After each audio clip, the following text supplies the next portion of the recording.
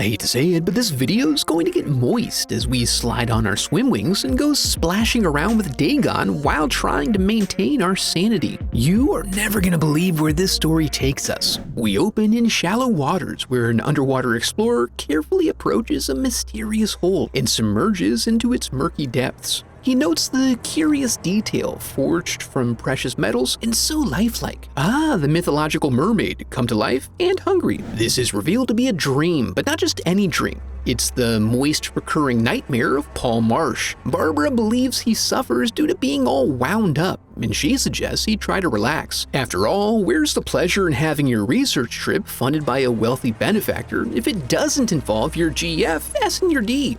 I don't find any of this enjoyable. You are going to regret that for a while. Or he would if he wasn't so obsessed with chasing that bag and spending every free moment checking the returns on his stock portfolio. This is a total turnoff for Barb, who is inspired to spontaneity. Oh no, the stocks! They argue about the value of aesthetics while the wealthy venture capitalists who funded this excursion, Howard and Vicky, look on amused. They all pause to take in the soulful droning tone that seems to be emanating from the nearby fishing village. But then the winds pick up and they can barely even begin moving things below deck before the ominous clouds threaten to swallow them whole. Howard only summered in the Hamptons once when he was 13, so they hastily lift anchor and he promptly thrusts some rocks into the belly of the ship, which penetrate the hole and pin Vicky between the boat and the whole earth. She's really wedged in there and the prognosis for her leg isn't good. Since the radio's not working, Paul attempts to signal the shore for help. The shore, however, is completely devoid of man or beast. It's determined they'll have to travel to the dock via raft. Hoping to reclaim his captain's credentials, Howard elects to hang back with his wife in case he has to go down with the ship. Out in open water, the raft is bumped by something and almost immediately springs a leak. While back in the ship, Vicky claims to feel something in the water, other than the debris, we presume. But they can't see through the oily topcoat, so Howard plays it safe and shoots blindly when things start churning. Paul and Barbara are shocked the boat situation devolved into a gunfight so quickly, but are too committed at this point to turn back. Once they reach the dock, they awkwardly run up it. They find the town to be full of beautiful stonework, but no apparent occupants. As they approach the church seeking sanctuary, its symbol is reminiscent of the one Paul sees in his dream. When they knock, the droning sound stops immediately. This implies people inside, but they find no one. Just some statues of the elder gods, and one person. The father is eager to demonstrate his charitability and follows them to the dock to assess the situation. He enlists the help of the pale seaman to undergo this rescue mission, but no girls allowed. Boys only for these rough and ready sailors. Barbara instead agrees to hang back and give the necessary information to the police. Being inexperienced, Paul immediately fishhooks himself, which they teach you how to avoid on day one of boating school. He then waves farewell to his gal. When she discovers there's no tower coverage here, the father invites her up to a working phone in a way that reveals a cheeky little congenital mutation. Along the way, the townsfolk are now out and about, although it would be preferable if they were not, because they are universally creepy. At the hotel, the proprietor is both unable to fulfill her request for a telephone or provide a positive customer service experience. The padre then arrives to administer help, but not in her favor. Meanwhile, the boys are able to hook onto the schooner and climb aboard. Paul ventures down to the living quarters but finds no one living, or otherwise. The cabin is strangely empty other than Vicky's marital towel. When he gets back to the dock, we learn that he presumes them dead, rather than pleasure swimming, and he's told Barbara wanted to meet him at the hotel. When he arrives, he receives a similar blank stare. He finds evidence that Barbara had been there, so he decides to wait for her return. Only through great effort is he able to express his desire for a room with an hourly rate. Paul makes his way up and eventually finds an unlocked door he assumes to be his room.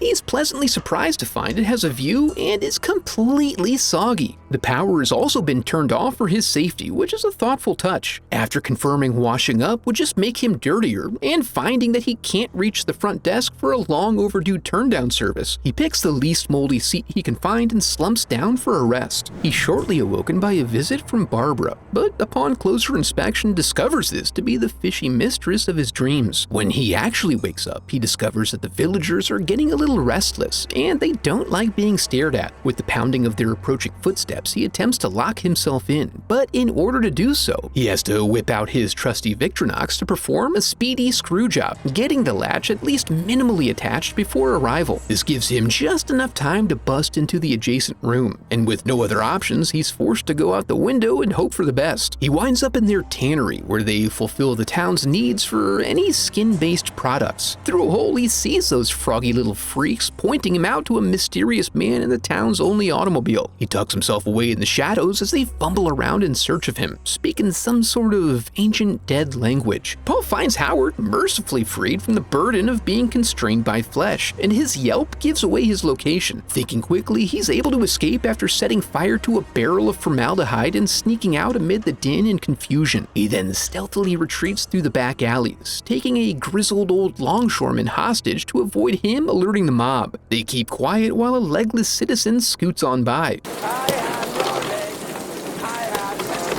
Paul then compels his captive to keep silent under threat of mildly cutting him, unfolding the long blade of his knife so it's clear he means business. He inquires into the whereabouts of the others, and old Slippery Joe here confirms they're dead. He totally personally saw 2 women get killed. It was crazy, but also expected as no one ever leaves this shit town. When Paul wonders why this is, Ezekiel thanks him for his interest and offers to tell him true about the secrets of Mboka. It starts when he was a boy, a simpler time when kids played stickball and helped their fathers with the mud harvest. With the sea exhausted and never having heard of hamburgers, they pray for more fish, but were forsaken by the God of Abraham. Then a strange, swarthy man visited them and promised a bountiful fishery harvest, so long as they agreed to worship Dagon, god of the seas. But the devout village cast this helpful stranger out for blaspheming. He performed his ritual anyway because he likes being a hotshot, and cast his line deep into the bosom of the ocean and drew from it the eldritch god Dagon. Any hesitancy by the village is washed away when they start pulling fish and golden artifacts out of the sea like it's their job, which it is. With their newfound wealth, they say bye-bye to the old idols and initiate a non-peaceful transition of spiritual authority. They end up with much more stylish, ritualistic costumes, but with the downside that prosperity requires sacrifice, and your boy's daddy was first on the chopping block.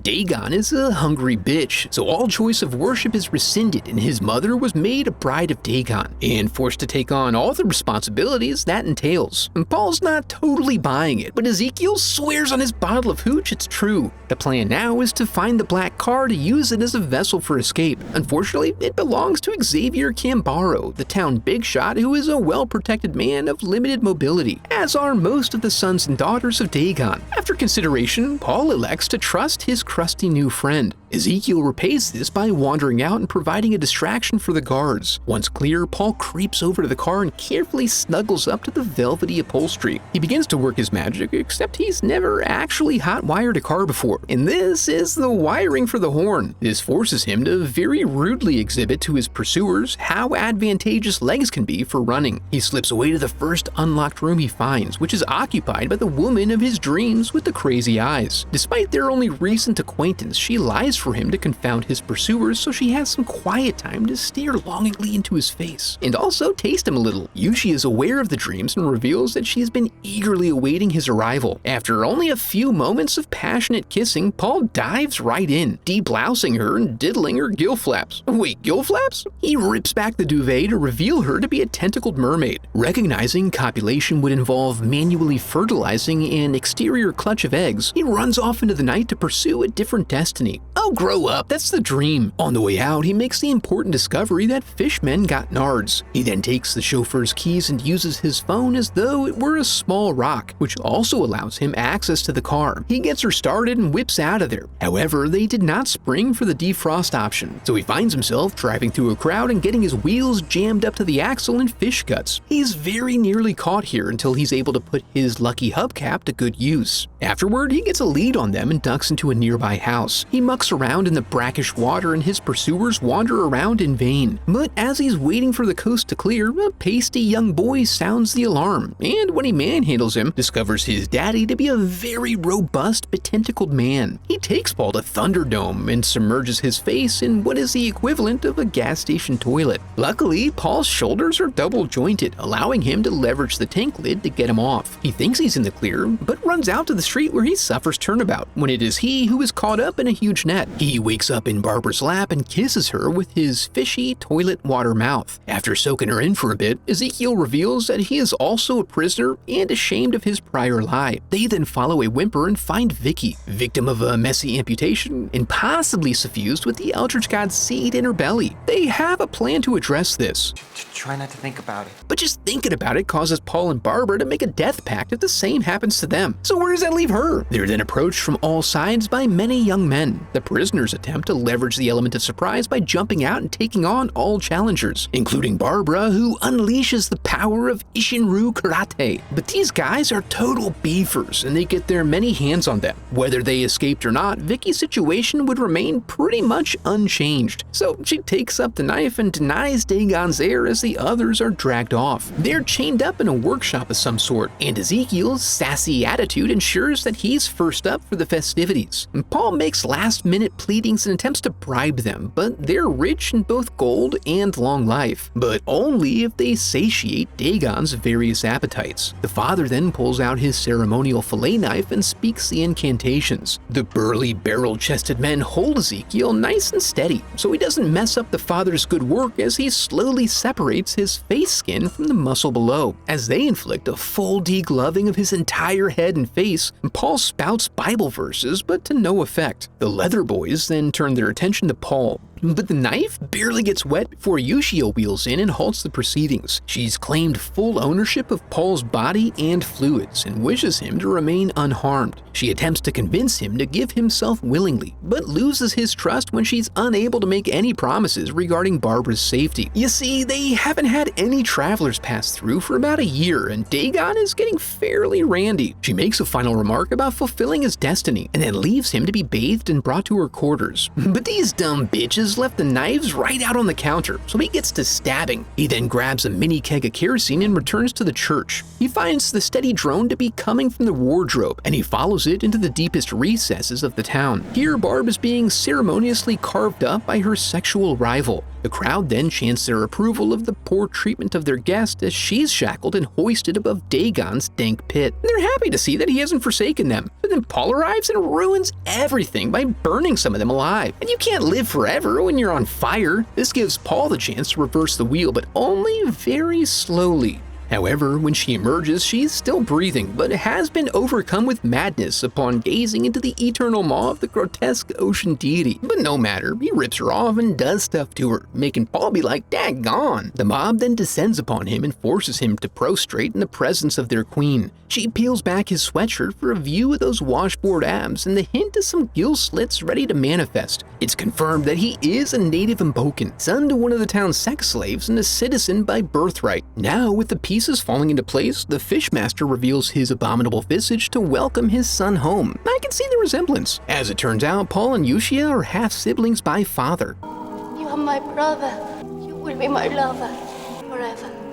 Bars. Feeling the changes underway, Paul tries to take the easy way out, self-immolation. But damn it if Yushia isn't bound and determined to make a husband out of her sibling, so she tackles him into the cool, refreshing water. Once under, he begins to breathe through his slimy torso. Now that the hard part is over, he decides to roll with it and swims out to live his dreams. Well, that was brutal, but if you're looking to go deeper than that, be sure to check out this video next. Now that we're here, I want to congratulate you for making it to the end of the video, and affirm that you are a very special person because of it. And if you enjoyed the video, I would love for you to become a part of the channel by subscribing. Thanks for watching.